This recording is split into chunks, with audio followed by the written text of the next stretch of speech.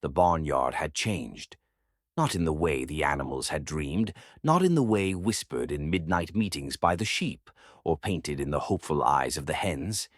It had changed in tension, in the air thick with fear and desperate courage, in the way every animal's heartbeat seemed faster, every gaze sharper, every shadow heavier. The orange cat, once just another face in the crowd, now bore the weight of hope. His fur, dulled by nights of hiding and scars from the dog's claws, had become a banner. The whispers were no longer whispers. They were chants, quiet but firm. The cat lives.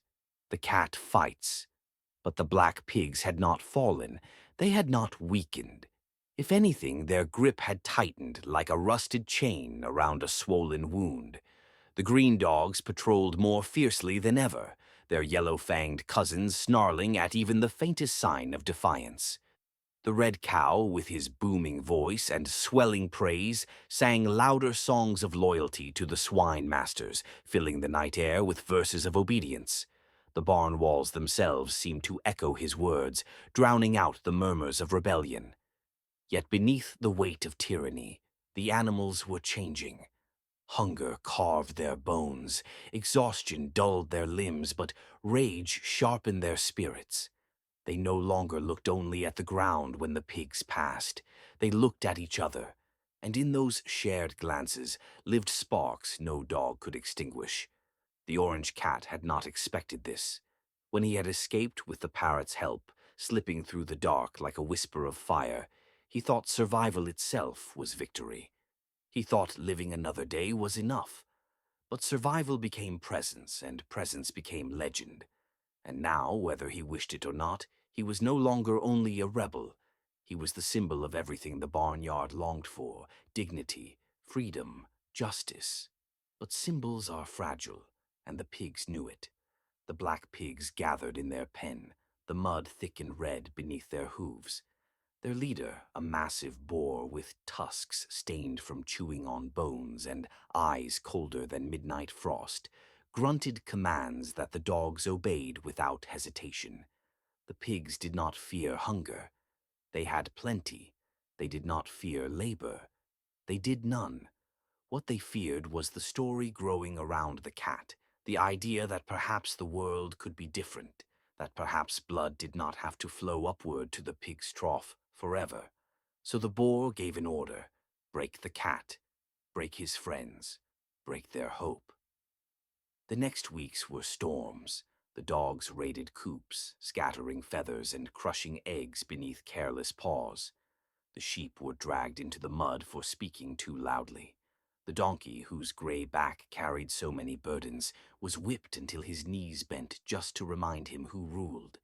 Even the zebra, striped with quiet dignity, found his water stolen at night. And yet, the more the pig struck, the harder the rebellion clenched its teeth. The orange cat appeared at dawn, slipping through shadows, scattering food stolen from the pig's stores to the starving hens. At dusk, he whispered to the lambs, teaching them chants of courage in their trembling voices. At midnight, the parrot carried messages across the barnyard. The fight is not over. The fight is just beginning. The animals began to act not just in silence, but in defiance. A goat refused to give milk, kicking the bucket from the dog's jaws. A flock of ducks, their feathers glimmering in lamplight, deliberately flew low across the yard, disrupting the pig's speeches. The donkey, bleeding but unbroken, carried the weak to safety when raids came. Even the timid hens laid their eggs in secret places, denying the pigs their plunder. Hope was growing teeth, but hope invited danger. One night, the pigs staged a trap. They left grain in the open yard, unguarded, a tempting prize for the starving. The orange cat, cautious yet desperate to feed the youngest lambs, crept into the open. The shadows moved. Green dogs lunged from the darkness, teeth flashing, snarls ripping through silence. The cat ran. Claws tore his side, but he leapt through barrels, skidded beneath the fence, darted across the muddy ground. The dogs thundered after him, their paws like drums of war. The barnyard watched from every corner, eyes wide, breaths caught, hearts pounding, as their symbol of freedom was hunted beneath the pitiless moon. And just when the jaws closed, the zebra intervened. With a cry like a storm breaking, he lashed out his hooves, striking the lead dog across the jaw. Bones cracked, blood sprayed, and chaos erupted. The cat stumbled free, his body trembling, but alive. That night, something irreversible happened. For the first time, an animal had openly fought back, and won. The barnyard buzzed with whispers, louder now, uncontainable. The sheep spoke of unity, the ducks of courage, the hens of sacrifice. The donkey, battered but glowing with pride, declared, "If one can fight, all can fight." The night after the uprising attempt left the barnyard scarred, silence fell like a heavy blanket over the land. Yet beneath the silence, hearts beat restlessly, trembling with anger, fear, and a fragile spark of hope. The black pigs, their snouts raised high, paraded through the muddy square at dawn, announcing decrees of punishment, promising that rebellion would be crushed and that loyalty was the only path to survival. They spoke of unity, but their words were soaked in venom, the kind of unity that chained rather than healed. The green dog slunk beside them, eyes glowing cold in the pale morning light. They dragged their claws across the dirt, snarling at any creature who dared to lower its gaze. The yellow dogs barked praises to their masters, their tails wagging in false pride, reminding everyone who held the whip, who commanded the chains. The red cow, faithful as always to the pig's lies, sang songs of prosperity, praising the leadership of the black pigs as if the hunger in every belly was only an illusion. Each note of his voice was like acid on the ears of the starving animals who listened, but none dared to silence him. Not yet. At the edge of the barnyard, behind the weathered fence where weeds grew tall, the orange cat watched. His body was still weak from wounds that had not healed, scars hidden beneath his fiery fur. His escape from torture remained a miracle whispered by the brave few who dared to hope. But every day he lived was another chance to turn whispers into thunder. By his side perched the parrot, wings shimmering faintly in the pale light, eyes sharp with knowledge of paths unseen, words unsaid.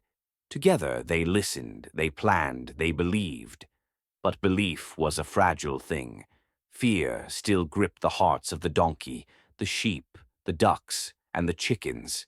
They remembered the pain of whips, the endless toil, the cold nights with nothing but hunger in their bellies. The zebra, scarred with welts from lashes, tried to keep his spirit upright, his stripes a living reminder of both suffering and resilience. He whispered courage into the ears of those who faltered, but even his voice cracked under the weight of despair. To many, hope was no longer a weapon. It was a wound too tender to touch. The black pigs sensed this weakness. They reveled in it. They tightened their grip, doubling the labor of the barnyard, demanding milk, eggs, wool, and sweat in quantities impossible to deliver. They laughed as the donkey stumbled, lashes tearing his back. They sneered as the sheep fainted from exhaustion, declaring her laziness an act of treachery. The green dogs dragged her by her wool until she bled, a warning to all who thought of faltering. Tyranny had never been more alive, more cruel, more absolute. And yet, tyranny never learns the patience of silence. With each cruelty, the black pigs planted seeds of rebellion deeper in the hearts of their victims. And though bruised, though bloodied, the barnyard animals began to look not only to the ground in fear, but toward one another in secret glances. A shared glance was dangerous, but it was also powerful. It was a language beyond words, and soon it began to spread. The orange cat knew the time to strike again had not yet come, but he also knew silence was death. At night he slipped between shadows, his paws soft upon the earth, meeting with the parrot in hidden corners, whispering plans the darkness alone could hear. The parrot's wings carried not only feathers but also messages, silent nods, hidden marks in the dirt, symbols carved with talons that only the brave could read. Slowly, painfully, a web of quiet resistance formed again. The zebra offered his strength to guard the meetings.